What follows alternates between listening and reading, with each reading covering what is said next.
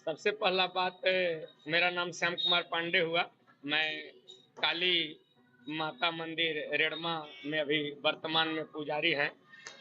जहाँ तक रही बात की 16 संस्कार, तो मेरे यहाँ शास्त्रों में बताया गया है कि पूर्व जन्म कृत कर्म तद देवमति कथ्यते तत्मास्तम पुरुषकारणे यत्न कुर्वान्ति अथोचितम।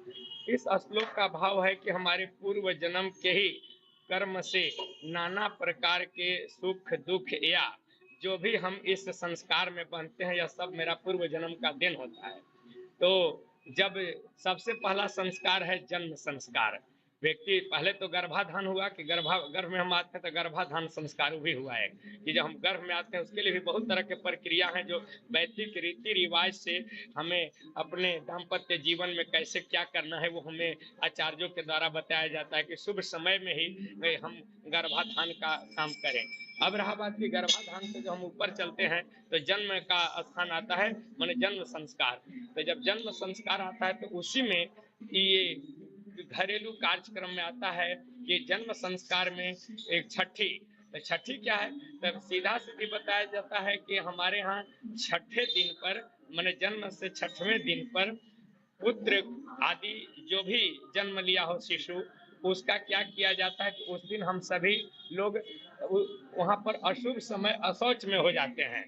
इसलिए उस को शुद्ध समय मानने के लिए हम लोगों ने समाज ने एक प्रक्रिया बनाया कि कम से कम 6 दिन के बाद यह संस्कार करेंगे। क्या करना है, तो उस समय सभी माँ बहनें स्नान आदि करके अपने पैरों को रंगती आदि है कि ताकि उस समय से शुभाशुभ हो, एवं सभी जितने भी गार्जियन गण होते हैं, पुरुष लोग होते हैं, अपने बाल वगैरह को हटवाते हैं ताकि वहां से बताया जाता है कि वे वहां से शुद्ध हो जाते हैं। क्यों?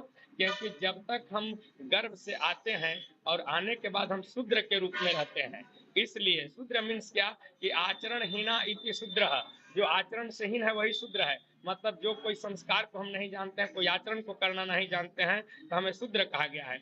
इसीलिए हमको नए संस्कार में आने के लिए, आचरणवान बनाने के लिए छठी मनाया जाता है। ये 6 दिन पर ही या 12 दिन पर ही क्यों ऐसा होता है? कहीं कहीं ये तो कहीं है कि 12 दिन पे 6 दिन पर, कहीं कहीं लोग इसको बताते हैं कि ये बरही मनाया जाता है, कहीं छठी मनाया जाता है। इस तरह से कुछ प्रचलन है। अब रहा बात ये कि कुछ विद्वानों का मत है कि जैसे हमारे यहाँ शास्त्र छव है, तो हमें जो चीज भी मिला है शास्त्र के माध्यम से मिला है।